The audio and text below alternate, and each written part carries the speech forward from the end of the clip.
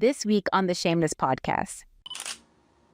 I hated being in the physical studio, right? Okay. I didn't understand why in a digital world I was being forced to wake up at 4 a.m. to do a breakfast show when I was like, this doesn't have to be the way anymore, right?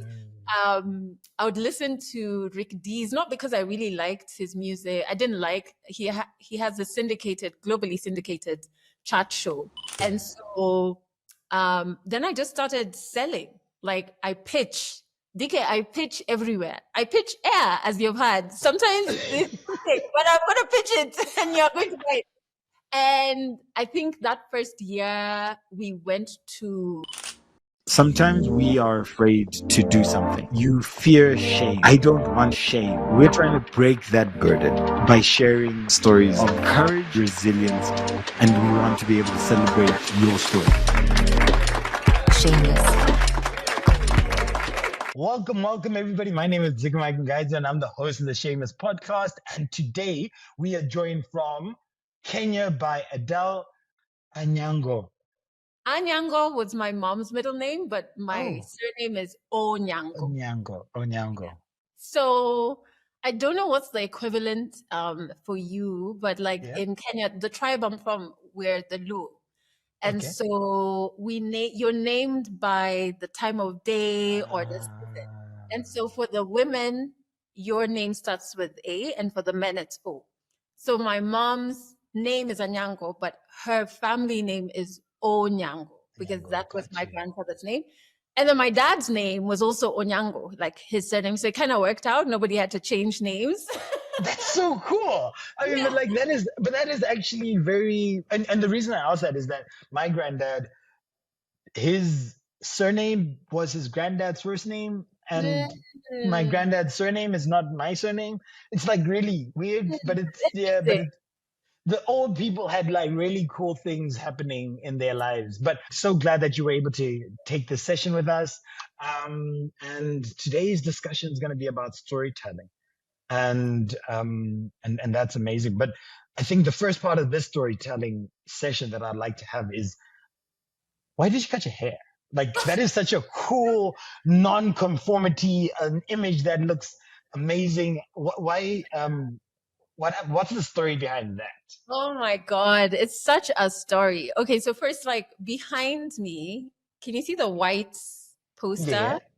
So that's my film. It's like my film poster home. And when did you record that?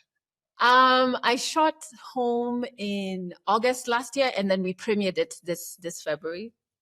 And it basically explores an African woman's journey back home to her body. And that's the journey that I've been on subconsciously for a while, and then consciously for the last 3-4 years. So I found that when I first started wearing wigs, it was playful, right? It was that you could have pink hair in the morning and blonde hair in the afternoon. It was just a way to express myself. But over time, I found that it kind of became a mask, and I couldn't leave the house without a wig on. And I kind of was going through the paces of writing home. And I kind of felt like I was not being very honest, because I'm writing about an African woman's journey back home to her body and fully accepting herself. And here I was having this mask and hiding and thinking something is not attractive or it's not this. And I'd always wanted to shave my hair. And I met this incredible African woman. She's Kenyan, in New York one night when I was there for work. And she's been bald for 8 years. And I literally was like, hey, can you teach me how to shave my head? And she's like, cool. She came to my hotel room. She came with everything, all the stuff that I had never known in my life, like the razors, the shaving cream, and the balm, and all of these things. And she kind of it was such a spiritual moment for two African women. We recorded an episode of my podcast while we were doing this. And wait, hold up. So as you were cutting your hair, you were actually doing a podcast and you're talking. Because I always have a recorder on me, and so I had the recorder on, and so you're just hearing zzz.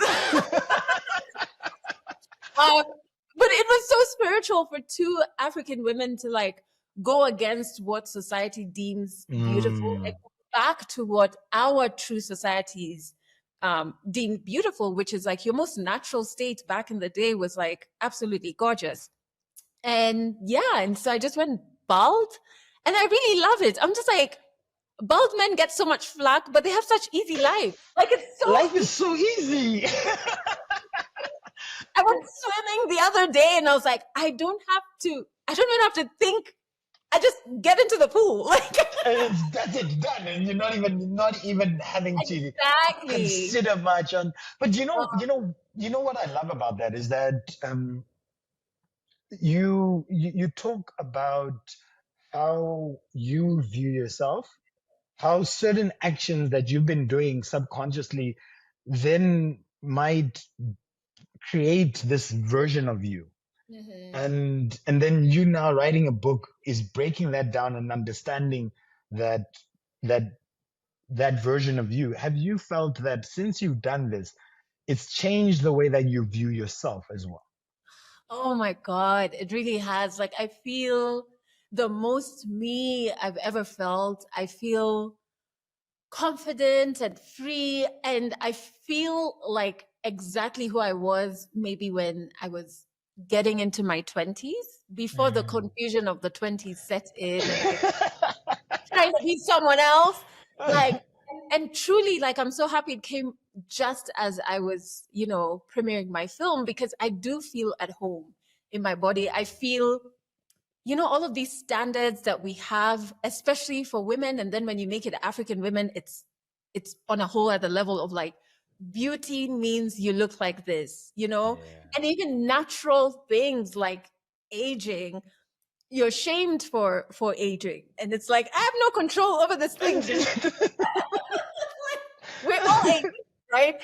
And so I just feel like, finally I'm kind of like content and settled and just in awe of my body. And I just feel like I'm not going to reduce it to how do I have hips or not? You know what I mean? Like this powerful thing, why reduce it to like just that?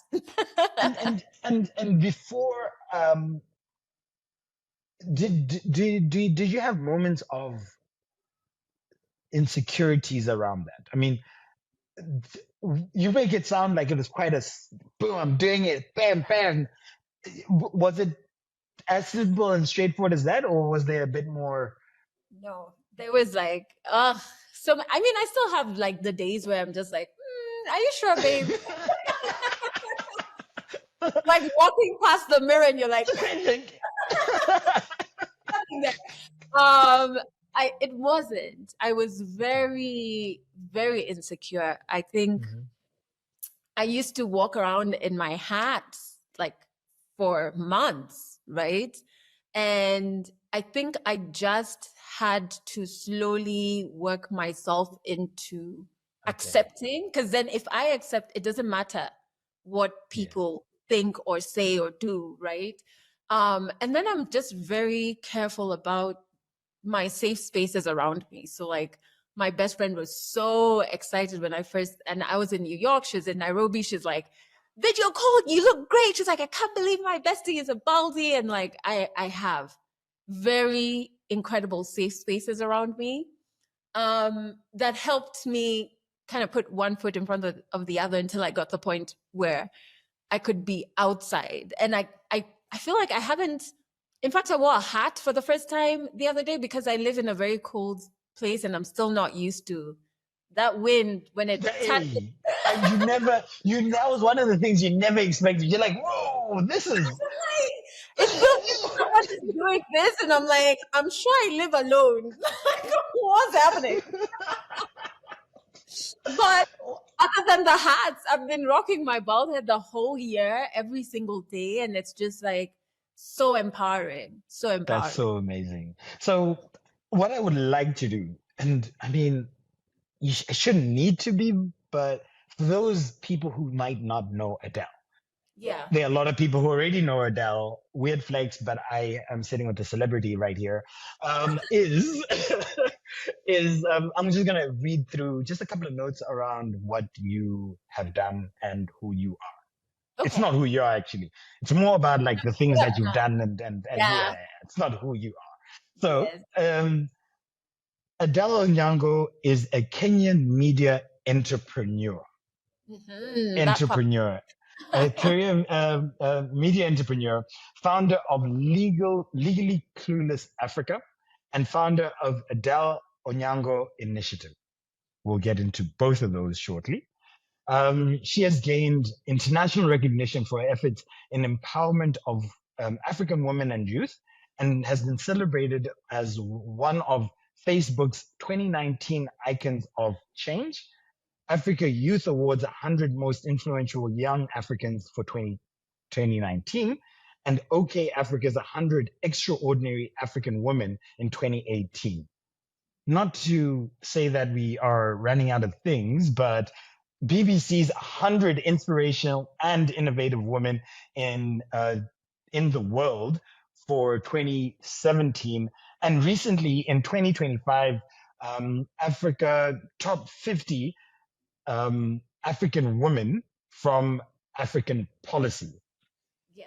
I would like to also just add that, I mean, you are a pro at this. You've done over 260 podcast episodes. You've toured across 15 African cities with live storytelling events, and you have trained over 700 creators through an immersive digital content workshop.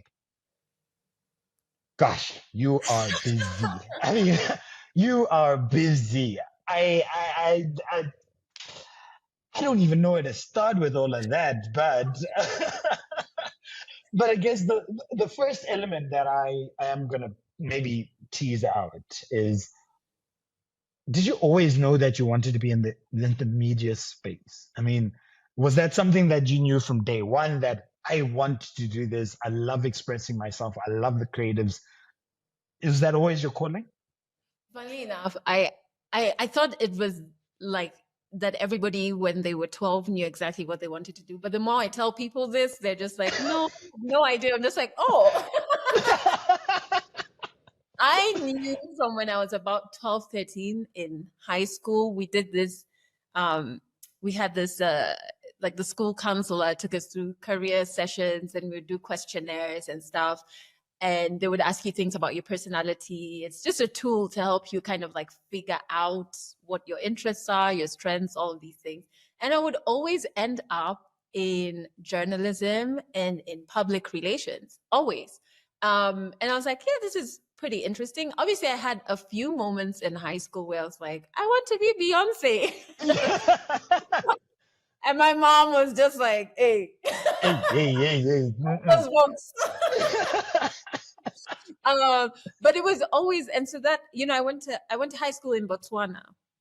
And so that was where I got the understanding that I definitely want to do this media thing. And so when I came back, even before I came back in high school in Botswana, my best friend in high school, Nono, and I started a school magazine, actually. Oh. Yes. It only had one copy. Hey, look, you did it. So even if it's one. Because we didn't have enough paper to print, and like we ran into issues. And so I interviewed one of the older students. He was a rapper. And later on, when I became a radio presenter, he was from Malawi, Tigrin. And when he came to Kenya on tour, I interviewed him as a radio presenter. And I was like, do you remember that one magazine? Anyway, I digress. Came back to Kenya and did my IB in Kenya. And I finished with IB and everything. I finished with IB and everything. And then I worked at a PR firm before uni for about 9 months. And I knew, I was like, yeah. In fact, I didn't even want to go to university. I remember telling my mom, it's a waste of money. I know exactly what I want to do.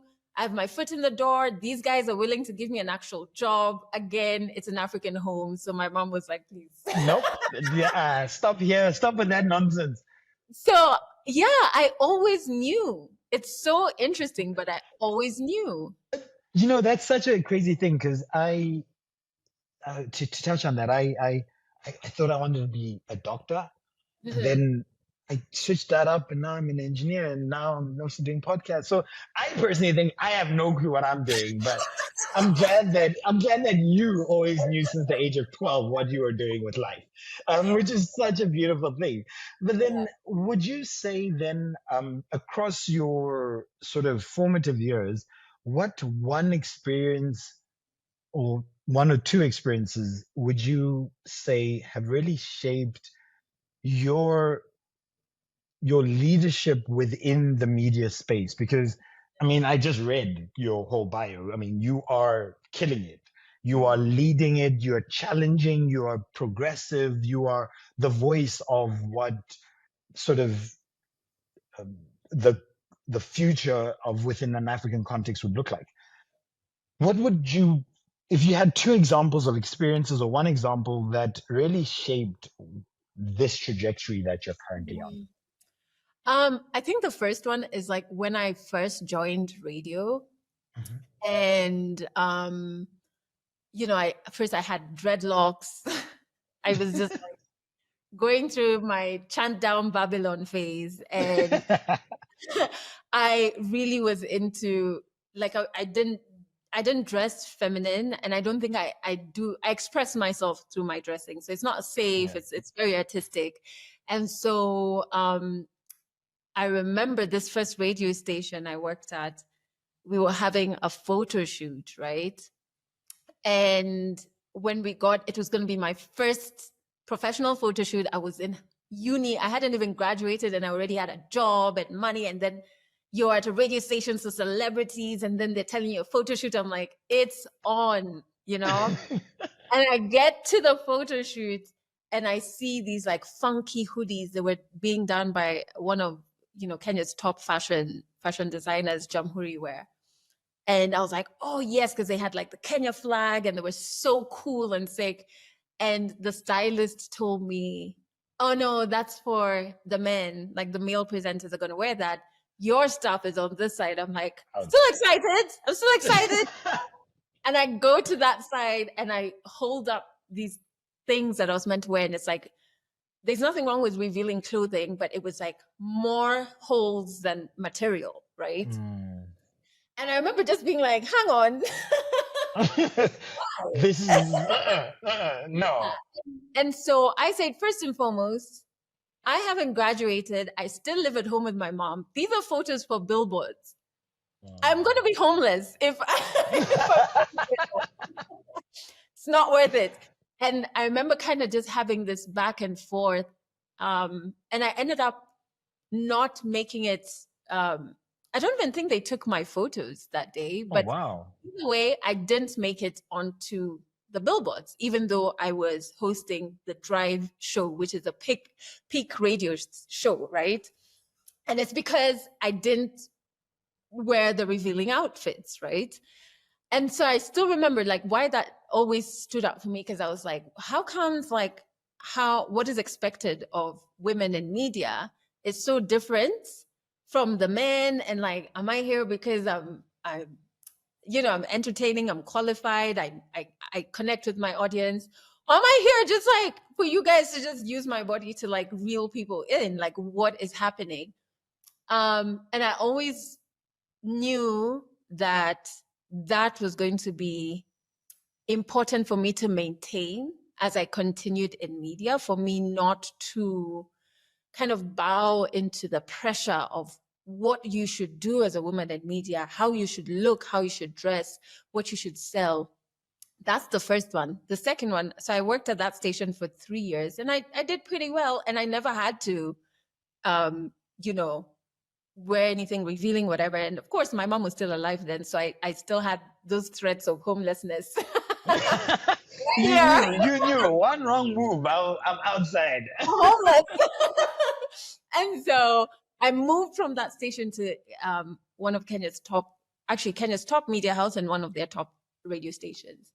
And I remember I moved into mid-morning and then worked my way up to doing the breakfast show, which is the peak show. And it's when you're doing breakfast, your CEO is involved in your guests. Like he's in your business, basically, right? Because it's his business. So anyway, I remember I had a male host at the time. And I remember in one of our strategy meetings, he was like, oh, maybe, we were monitoring what the competition is doing. And it was like, oh, maybe you should, we see other female hosts dancing in studio, like maybe you should dance. And obviously by this time, I'm much more vocal and much more hard-headed. And so I said, did you hire a dancer? Presenter? Because and I was also like, if dancing is part of the job description of your presenters, why aren't you telling your male host to dance? Let's all dance. Like, then let's dance. Let's all about it. But why those two, and there were many moments like that, but why those two stood out for me is because then I just remembered that there's a space, and especially now with new media, I feel like there's even more pressure for you. If you want to rise faster, you kind of have to like show a lot more skin or be more controversial and chase clout and gimmicks and all of that. And it just is so important to me in terms of my new media company to not have to do that. Like, just like, guys, you're lying. We don't have to do that. You're actually lying. We don't have to do that. And especially for African women, like, we're so diverse, right? And we're so interesting as is. Our stories are so delicious as is. Why do we have to sexify them? We don't. And if you need something to look sexy for you to connect with, then maybe this is not the place for you. Like, maybe this is a show for you. And so it really influenced how I produce. It influences what a set looks like. It influenced who I hire and how I hold their hands while they work for me. And especially when it's, when I'm working with African women, but we do have men on the team. And even then it's like to make sure they're aware, like, don't kind of keep these harmful stereotypes alive. And I've met young girls who've told me, I'm so inspired by your story because I didn't think I was light enough to be in media. So I never studied media in uni. I didn't think, because obviously like I've been trolled so much for my teeth, but even then it's like, I didn't think I could get on. Wait, hold on. What's wrong with your teeth? Because I got this big ass gap in my teeth. So what's wrong with your teeth? I mean, I'm just out here. I wanna know who is saying what, because I disagree with whatever they've got to say. Because then they're also coming for me. They're coming for me as well. What? Yes. To date, I think every week I get a message from someone who tells me I never used to smile because of my teeth, but it's been I used to trend because people were dissing my teeth, and I wouldn't get hurt. I would get perplexed. Like, I'm just like, wow, like, okay. I don't know. Okay, yeah. That's Those two experiences made me really understand the type of industry I was going to be maneuvering. And then why then what's the I get a really strong undertone about sort of gender, women related, a larger social cause associated to females and women. What drives that? I mean, that is that just I'm a woman, therefore, or you've seen injustices, or what is that like really burning thing underneath you that says, I need to represent the woman? Oh my God, it's such a mix of things. Like, I think first I grew up mainly in a single mom home. My mom and dad divorced when I was maybe 9, 10. And he was physically abusive. So I think I kind of like just saw oppression and how the power dynamics can be very skewed and how abuse can be so damaging, right? But then we moved, and we like to call our home like estrogen FM, because it was just like with 3 kids, all girls, and then my mom. So it was just like women. And I kind of like watched my mom. My mom fought for, she got diagnosed with breast cancer. And even though she was an accountant, that experience led her to fighting for policy change in Kenya, making sure that women who got diagnosed with breast cancer got access to treatments or resources. So she'd do a lot of fundraising and stuff. And so even in our house, we used to have like different women staying with us who've come to Nairobi to get treatment. And I kind of like would see that. And I think children learn more in that by watching, right? I then also, when I was 18, survived a sexual violence encounter. And so one of the things was trauma. One of the things that kind of used to guide my fight for women's rights was trauma. But now it's not. Now I'm just like, we're really dope. We're really dope. And if you just give us a chance, like we can show you how dope we are, and it's even going to impact you to have a better life. Like, you know what I mean? And so now it's that awakening. And I feel like there's an awakening on the continent in terms of African women. And it's from a place of love and celebration now, not trauma. You know? Which is a beautiful, I guess out of that, it's a really, we are dope. And it's not because of your history. It's just, we are dope. I mean, that's it. And it's as simple as that. And how you got to that place is a different story, but I love that. I really do. Yeah. And so that is a lot really packed in. And I was listening to, and I said this to you earlier, a podcast. I think it was a trailer, and I was like, boom, I'm listening, and I'm like, I don't understand Swahili. Like, this is deep, and I was just like, but I'm committed. This is Adele. I've got to listen to the end, and then I'm like going through, and then you mentioned something about toxic workspaces. I was like, all right, and then I was just like, that sounds quite deep. So because it was in Swahili, I didn't understand any of it. I'd like to understand from you. Yeah. What were you saying about toxic workspaces? I mean, just as a highlight, have you experienced any of that? I mean, is that like a thing that you have a story? Yeah. Oh my God. Like when I left traditional media, so I'd been in radio for 10 years, and I was working at this like top radio station. I'm on the breakfast show. It looks so glamorous, and it's just like, woo, celebrities, music, you know. Yeah. But I really quickly started hating my job. Hating the job. Yeah. I had, I think a lot of old school organizations or businesses that are in the creative economy, they are just so rigid in their management style that if you're creatively inclined, you just don't thrive. And you start to feel like you're kind of breaking, right? So that's like umbrella feeling, right?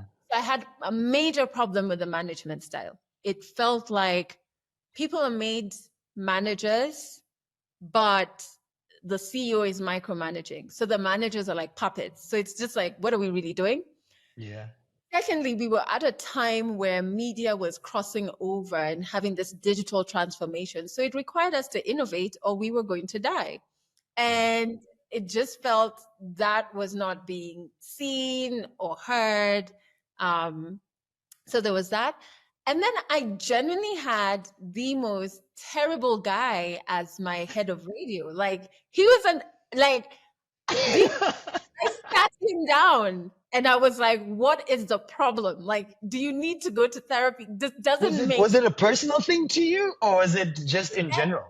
To everyone, in fact, I had a problem with him and everybody thought I was his favorite. I'm like, no, I'm cutting you. catching heat, guys. Like, I'm right there with you, right?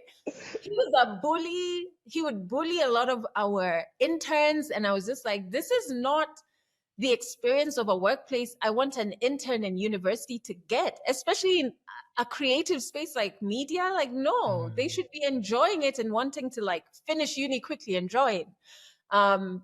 He was just terrible. And I was raised to always ask why, right? Yeah. It's how I learn. And my home life, I was never stopped from asking why. And so with radio shows, you do these things called air checks. So you listen to your show over, so you and all the presenters on the show, and plus your head of radio. And he would listen to us and be like, oh, you didn't do that right, or whatever, like criticize. And I would ask, why is that a problem? And I'm asking so that I can learn, so that tomorrow I can do better. And with time, I realized, actually, this is just BS. You have no reasoning to back what you're saying, right? And so it was terrible. It got to a point. What I didn't understand about toxic workplaces, it's a form of emotional abuse, because your body starts reacting, but you almost can't explain it, because nobody's punching you, but you're having a reaction like every day you're being punched, right? Yeah. My alarm would ring in the morning, 4 a.m., because I'm on the breakfast show. And the first thing I would do is run to the bathroom and throw up, because my anxiety is like, oh no, Wow. we're going back there. I was talking to my doctor about how Sundays at 1 p.m. on Sunday, you'd think someone has died, because it hits me. Oh no, I have to go back tomorrow. But then how long did you stay in that space? I mean, like, because I mean, that is severe. That's a lot. So how long were you in that space for? So I was in the company for 7 years in total.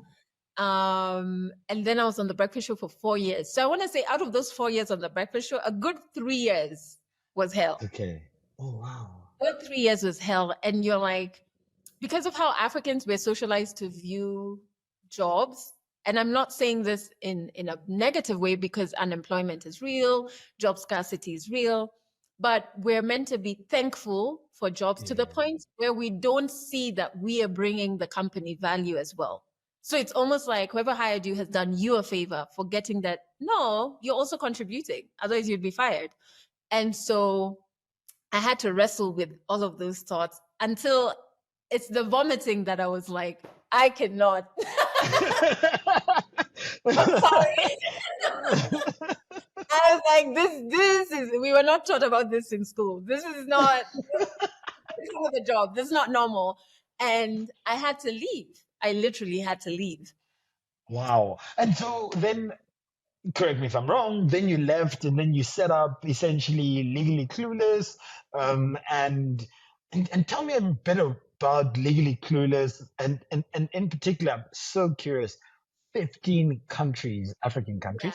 What has that experience taught you? What does that journey look like? Let's tease out some of these really fun things, because I want to now start talking about sort of storytelling and you as an entrepreneur, how you've really harnessed the power of storytelling through the work that you do. Yeah. So when I left my toxic workplace, I was actually done with media.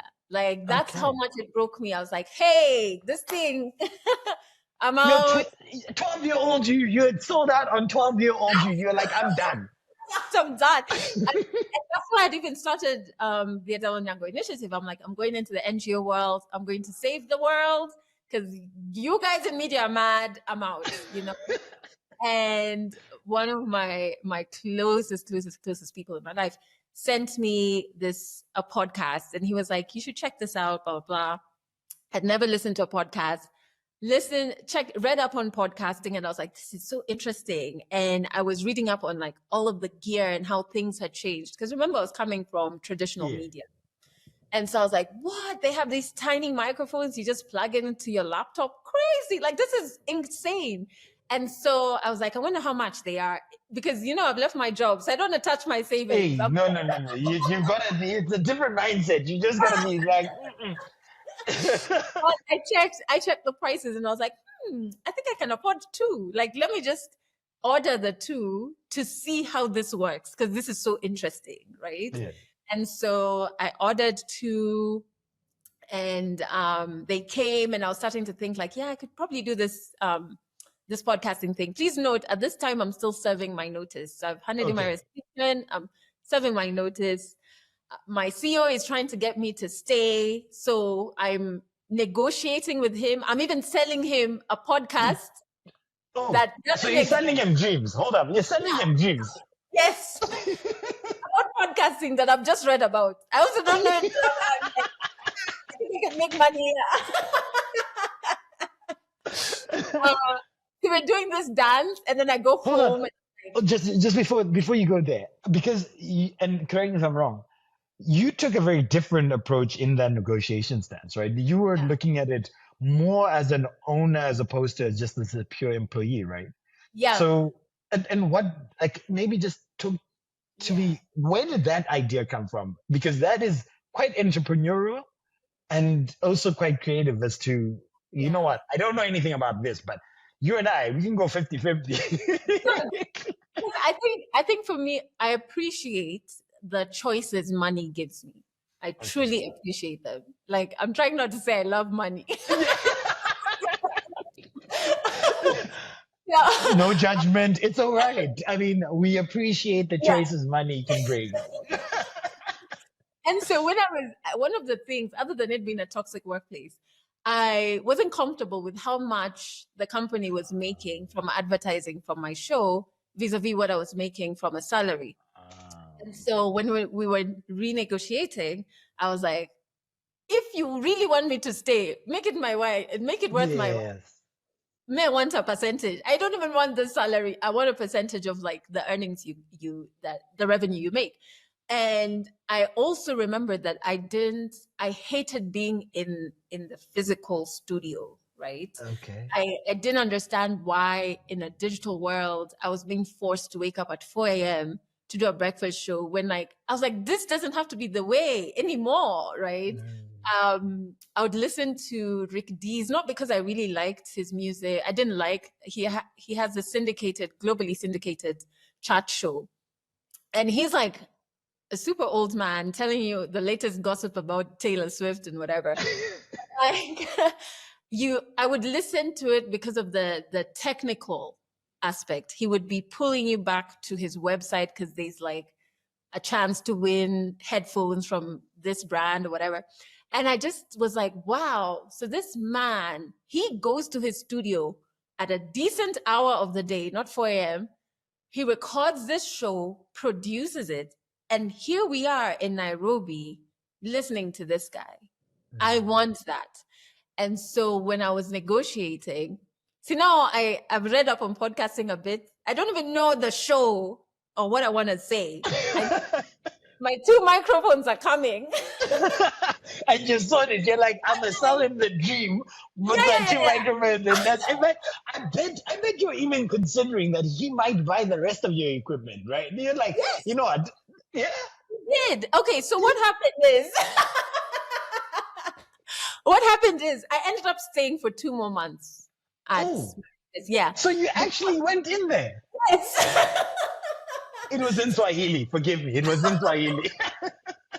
So what we did was, and I love to share this because I think people need to understand, even when you're negotiating with a shark, you can find ways to make it worth your while. And so what I did, I also didn't like a lot of media houses and in different industries, whatever you create, your employment contract is such that whatever you create belongs to the company. So I didn't want that. So I was like, hey, let's have 2 contracts. Okay. Because our back and forth, I told him there's this show that I can produce by myself.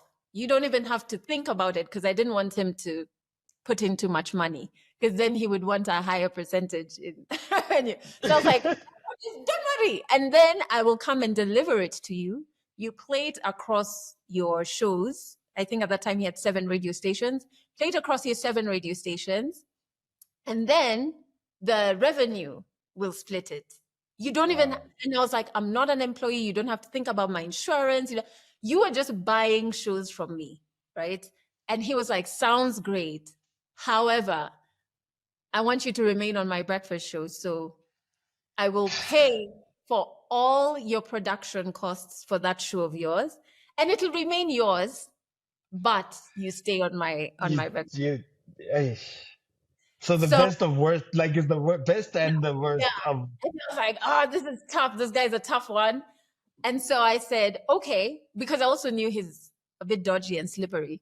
So in my contract, I said, no problem. I'll stay and I'll do all of these things. And you're covering for ABCD, but it's still mine. But if you don't honor your promise, I can leave and not serve notice, right?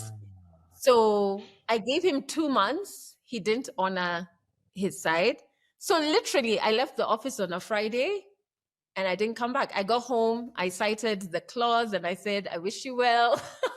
That's it. Good, done. Well, that's a beautiful. That's such a strong. I guess in negotiating, it's Yeah. we usually feel like we're a small entity, like you said, like we're not adding value, and Yeah. you put yourself out there and really you had a plan A, but this was also a side plan B. And let me tell you, I think through Legally Clueless, I started remembering how much I love business and I love negotiating. Like I love the dance. I will complain. I'll complain during, but I'm like, ooh. Let's go. We're doing this. This is a high. And so when I left, I started Legally Clueless as just a podcast, and it was still going to be my side hobby, right? Yeah. Because I was still like, this media thing, it really has shocked my system. I mean, I'm going to say the initiative. Yes, yes. And I remember being able to sell or get advertising on, I think, episode 40 something or 46 or something like that. And it was pretty good. So I think for the first 46 episodes, you were just writing on your savings. Yeah. And not really, because I had all the skills. So and then I'd transformed a room in my apartment at the time to my home studio. So I really had minimal costs. Yeah, I got you. And I was doing all the production work. But I think our first advertiser was the Coca-Cola Foundation. And I was like, this thing, sorry. And I was like, okay, quick. Let's see, how can we put features? How do we put tags? Remember all your radio knowledge of how radio makes money. Because I think radio and traditional radio at that, what it's fantastic at is making money. Like radio understands that. And if you want to learn how to make money through new media, listen to an old school radio station, like you will get it. Yeah. And so then I just started selling. Like I pitch. DK, I pitch everywhere. I pitch air, as you've heard. Sometimes it's okay, but I'm going to pitch it and you're going to buy it. And I think that first year we went to Egypt as a podcast for the World Youth Forum. I locked in the African Union. I think the year after, or that same year, still that same year of 2019. And so I started quickly. And because I would always have a recorder in my handbag, because I realized I love small talk. I love hearing people's stories, but then I was just like, how do I capture it? And so one of the trips I did to Accra, one of the stories was recorded in a cab, because there was a friend I made on the trip and we'd all gone out and we'd left him at a club. And then the next morning he was telling us about a chick he hooked up with. And I was like, please, wait. Driver, turn off the AC. Good audio. And I just started saying, oh my God, it's happening. Because one of the things I told my previous CEO is like, I hate being in this box. I want to be out there where life is happening, where the stories are happening, you know. And so that was that was 2019. 2020, I decided to take a risk and do our video series, launch our video series. So I did that. And the end of that year, I pitched, and we did our first tour across Kenya. And we would just announce on social media and say, hey, we are coming to this city. Do you want to share your story? Fill out this form, you know? And this was in the middle of COVID. So we're recording. I'm about to say, I'm like, so y'all here like in COVID land, like going, hey guys, we're coming. Prepare. And we had a curfew. So we had to finish everything by 6 p.m. or we'd get arrested. So and so you've used the word pitching a lot, right? Like you've been doing pitches and you're pitching.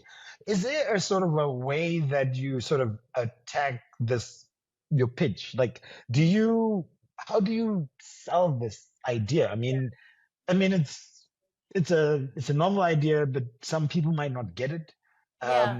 And what's the value for people? Like, is there a structure that you'd carry, or dare I say, pitch for me what Legally Clueless is? I mean, it's. I'm just so curious in that.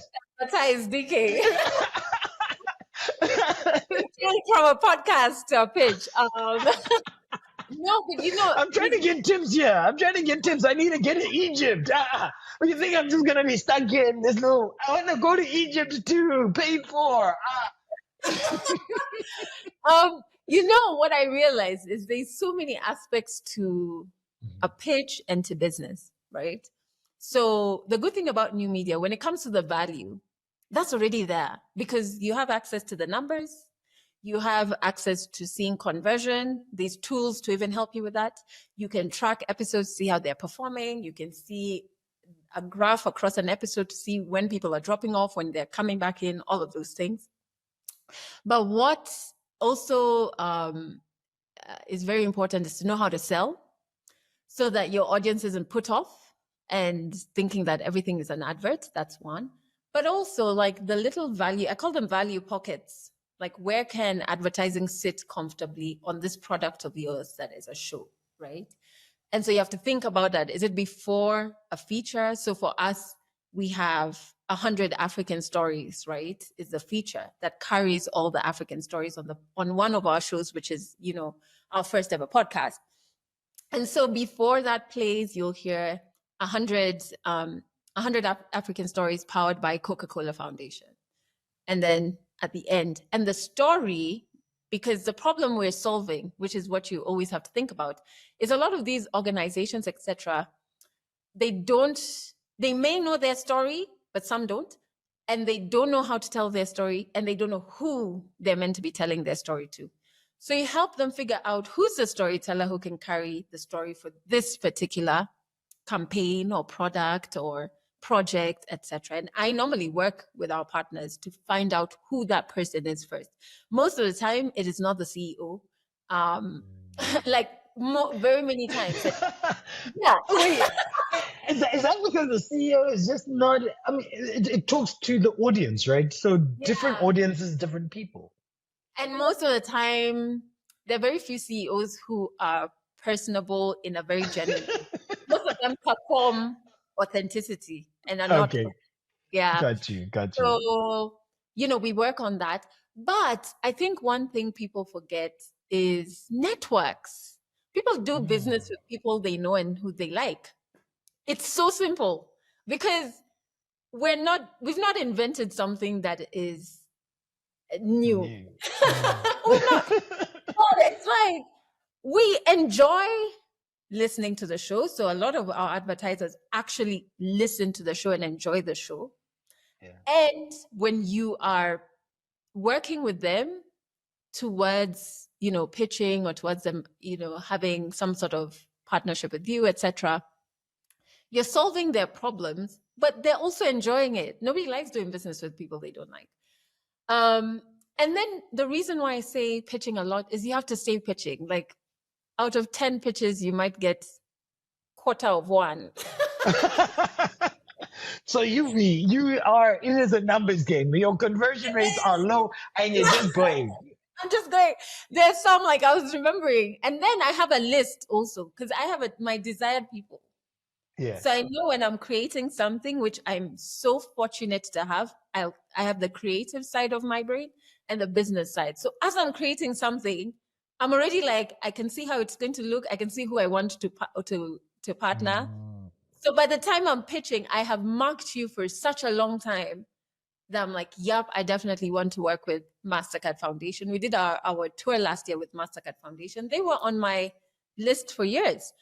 And I pitched for 1 year. 1 full year I pitched to get that that deal. We did a season, I think, with Guinness. Yeah. They had this campaign for Made of Black, spotlighting, very diverse African creatives. Guinness, I pitched for a year. I even had to drink Guinness, and I don't drink. You're like, this is think. I love it. this is a meal. I feel. You see, the thing is, on my list, every person who's on my list that I want to work with is not only on my list because they're reputable and we have shared vision or we're aligned. It's not only that. They are going to help me get the next person. So they have to be a formidable name for me to walk in and say, I've worked with na. Then someone says, I want to be in that company as well. Like they must know something that even me, I want it. So I mean, there's a lot of things that go into pitching, I think. Yeah. Okay, no, that is so cool because I mean you've teased out a lot of solid like points, and I love the fact that there's a long-term vision. You're working it back. You've got the reason, the cause, the fun, the authenticity, and it's about being able to have that story in your own head so clear that it, as you're shaping it for somebody else, they too can see that potential that you Yeah. give, and not just selling a solution that is not both fun, authentic, and Yeah. enjoyable. I mean, like I love that. And so please continue. We digressed. I digressed. You were telling me about your African countries, Legally Clueless. And I know time is not on our side, but I am going to try to really squeeze the last bit of this Legally Clueless journey, sort Yeah. of how you built it. Please. Yeah. And so we're in COVID, we go on tour. Luckily I partnered with Africa No Filter for that. And it was also for me to test because I wanted to go on tour outside of the country, but I was like, let me test it in a terrain I know. And we tested it and it worked. We got the storytellers, we got all the spaces, we understood how the episode needs to be, how many storytellers can be in one episode, if it's video, if it's audio, so that now you understand the value for the next person you're going to pitch to, right? Yeah. And so after that, what came after that? After the Kenya tour, we went to Paris. We did a Paris tour. And then we did a Zimbabwe tour as well, which was just my favorite. It was your favorite? Favorite. Absolutely. I saw it. I saw, like the second you logged in, I was like, this one is a special talent. Yes. I always say like how a Kenyan likes a country is when they start asking how much land is. And what's the rates? I could just a small. I don't need that. I just let me know. So I loved it. And, Zim really taught me the value of what we're doing. And in terms of Africans telling their own stories. And the reason I got so emotional in the Zim episode, even while we were leaving, is because I felt like we had consumed Zimbabwe's story from a Western lens. And then it felt like as Africans, we had betrayed another African. And so I was like, oh my God, that's why it's so important for Legally Clueless to exist. Like, we actually don't know about each other. We think we do, but we don't know about each other. And the tour series is really powerful because we get comments, let's say from South Africa, commenting on maybe cities in Kenya that are not talked about a lot.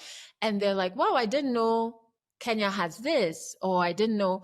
And so it's always like, for me, like, oh my God, that's actually why, that is our why. That's the core of the stories that we tell. That is beautiful. Know about each other. And then we evolved, obviously. we still have our storytelling, but through the stories we found that there is need for wellness interventions for Africans. So a lot of stories were heavy, and I was like, there seems to be a gap here. Like, I feel like, yes, you're sharing this story with us. It's building our community, but then we're leaving you like, okay, bye. Okay. It's just like, You know? whoa, that like and by that you mean like people have heavy things on their shoulders. Mhm. They share the story with you. You don't help them Yeah. to a larger extent around that weight that they carry.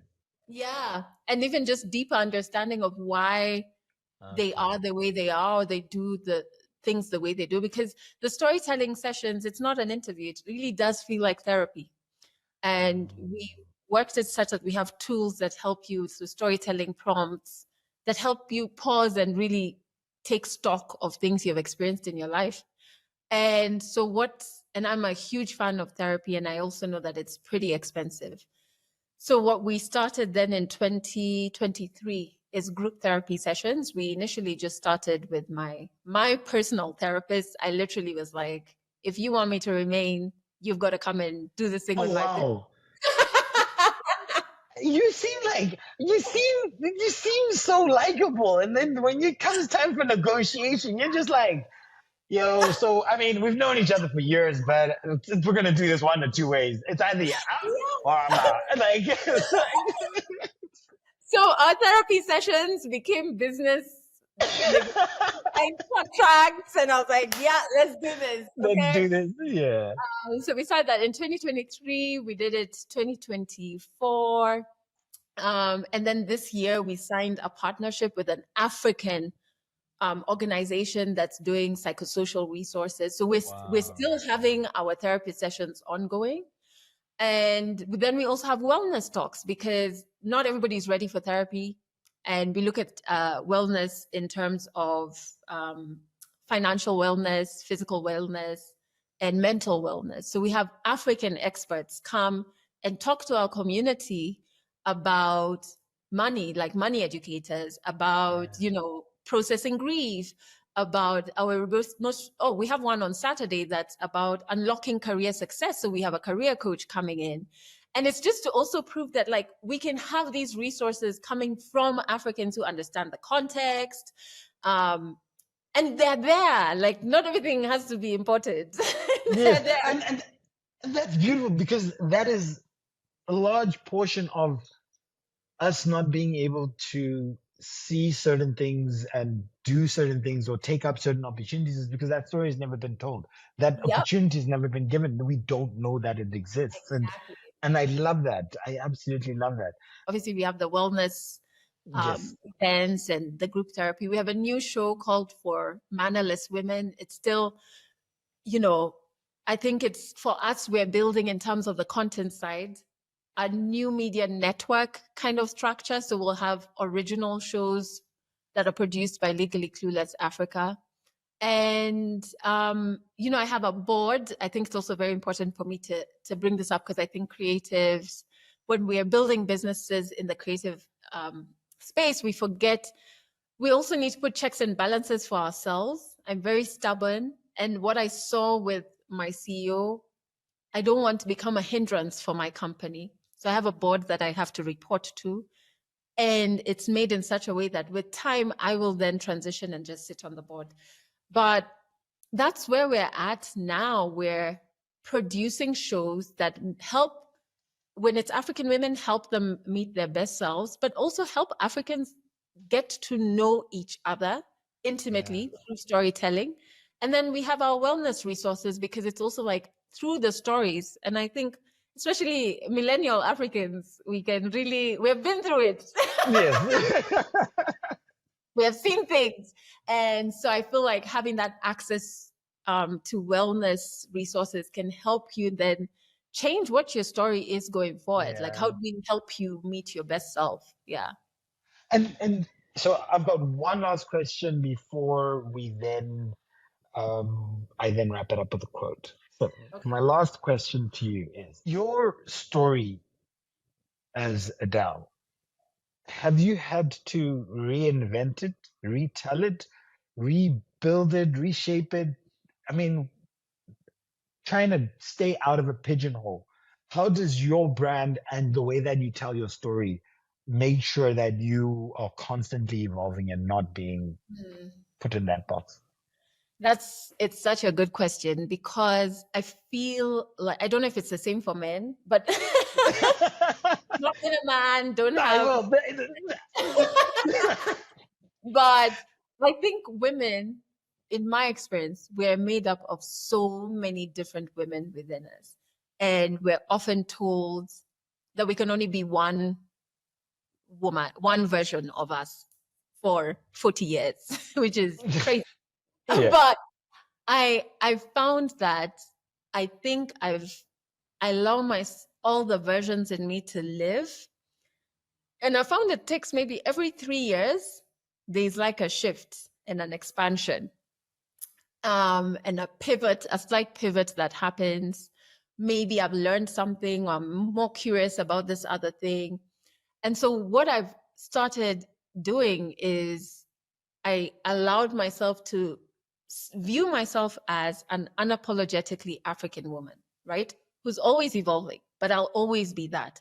So whether how that takes form is what changes, right? And then I just don't respond to who people think I am, which is always based on what they think I do, not what I do, you know? And so, for example, I know we're pressed for time, but I'll give you a very short example. No. I got time for you. When I when I left radio, right, my show was the top 3. It was the 3rd most listened to show in Kenya. And I met a friend who was in high school with me. This guy knew me when I was 16, before I was on radio every day. And he introduced me to his friend as, hey, this is Adele. She used to be one of the top radio presenters. Wow. I thought, come on now, like you should introduce me as radio, like you know me before that. And so I think that experience really started with me because I was like, if I let people define who I am, they are like in chapter 4 and me, I'm in like chapter 12. You're gone in the wind. Yeah. So I think it's okay to, when you're, especially if it's business, like be very careful when you're designing your business to not only design it for the version of you that is in front of you then. Like you will change, you will evolve, and it's best to have a business that can stretch around you, because then you will then still be very interested in it, especially if it's a business from a passion point, you know? And so I'm so lucky that I've been able to pivot. And I think why it was important to have the board and to have like an empty seat for myself is there will be a time where the evolving means I can't steer, like, you know, and that's okay. That's so cool. I love that because it's such does it work or resonate with a man? I think there are lots of elements that are similar. Men get stereotyped into certain things and then they also can't get out. So we have got multiple versions of ourselves through the people we interact. So I really resonated with a lot of that. But your perspective for me, or the way that you put it is I just love the spectrum of how you've painted that. So I'm going to look to wrap this up with the quote of the day. And the quote of this episode is, we are all storytellers. We all live in a network of stories. There isn't a stronger connection between people than storytelling. And the reason why this for me has really rung out in terms of this episode is that when you pointed to that photo in that corner, right? You really showed the connection within yourself and how the world sees you and how certain actions started to define that narrative of the person that you are. And you unpacked with at home that ability for you to be as authentic and as genuine to yourself. And what you've touched on is about that connection and the authenticity of being yourself towards the people around you, because that then forms a more honest and a more true and a more impactful story and idea that you're trying to get to. So that mask of wearing pink or blonde hair, really ripping and stripping that out to be more authentic. And what even made it more beautiful is that you didn't just accept yourself just off the bat. There was you had to have those safe spaces. You need to have the guardrails up, and you need to build that confidence for you to be able to walk out, own it, and kill it with that hair or not hair that you have. I laugh and we talk about it, but in my view, that's the less than 20-year-old version of you. That's the version of you feeling free. And even though at the age of 12 or 13, you already knew where you wanted to be. You wanted to be in media, and you knew, and you're surprised that nobody else, including some 30-plus-year-old people, have no clue what they're doing in their life. And that's okay, because I'm one of them. But the beauty about what you say in stripping away some of that masking is that you stay true to the version of that, a version of you that might not be exactly the same, but you feel a more fuller version of yourself. And even if you've joined radio and you rock in there with dreadlocks, expressing, throwing your hair, I guess that whole aspect of when you look and see um Jamuri, is it Jamuri? Oh, you almost got it. Jamuri, Yeah. fashion or Jamuri wear, sorry. And you go, you know what? I'm not going to be pressured. My story is not this. I am not going to be complicit to the way that stereotypes are pushing me into a box.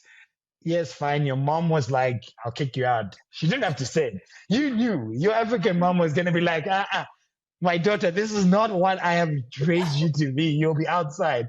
I mean, Yeah. but the fact is that the pressure of life and the pressure of circumstance, the pressure of stereotypes didn't push the narrative of your own brand and story to a point where even as you get to Kiss FM and you're being asked to dance, why women? Why me? Why who? What? Why? I am not going to stand up for this, because this is not the story and this is not the connection that I would like for people to have within my story, because your actions translate to the person that you are, the network that you attribute, and then the story that you then bring and you then bridge. And so that is when you then talk about it impacts the type of people you hire, the type of work that you do, the type of awareness of stereotypes that you encourage people to appreciate. And in the end, you ensure that the stereotypes don't confine the person that you are, the brand that you are, the stories that you tell, the experiences that you have, and therefore the connections, the networks that you build. It so resonates with me. It resonates. I'm sure it resonates with a lot of other people. And you aren't the person that you are without the experiences. And so I know that your mom had a significant role in your life. And, you talked about the physical abuse and the power dynamics, and, and that shaped and formed a large part of who you are, the story and the journey that you travel. And Estrogen FM, the household that had, so many beautiful um, so many beautiful stories that came through it, so many beautiful people that were touched by it, and that whole essence of you. And you said it. You said you learn through watching. You Yeah. watched your mom. You embodied your mom, and you said at the end that you are a version of many different women and many different people, and the beauty of what you are doing and the activism, the work that you're doing with your foundation, your initiative, those are formed through the observations, through the impact that you saw your mom make, and that just inspires you to make that. And I know for a fact that your story is inspiring other people to start their journeys to their stories too. And though it might have been founded off of trauma, you then stepped out and you're like, you know what? We just fucking rock. I mean, women kill it. So why not just not have that as the reason and be driven through that lens as opposed to be driven through a longer and a more, not as nice a space Yeah. as I am who I am, and we have got a lot to contribute in here. And I mean, we talked about horrible bosses, toxic workspaces, micromanaging, innovative, killing head producers who are bullying and making it a terrible space. But you know what I loved? You said, why?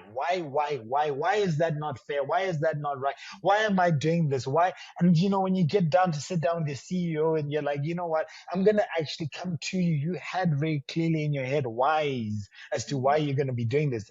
Yes, we don't like money, but the thing that money affords you, the flexibilities that money affords you, can also be, and there is no shame in that being very important.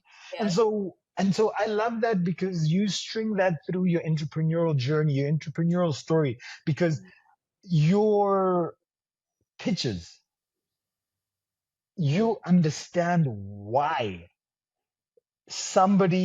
what problem you're trying to solve, why somebody might need you in their space, what connections, authenticity, networks could leverage the next step of your growth, the next level of your journey, because you understand where you're trying to go to.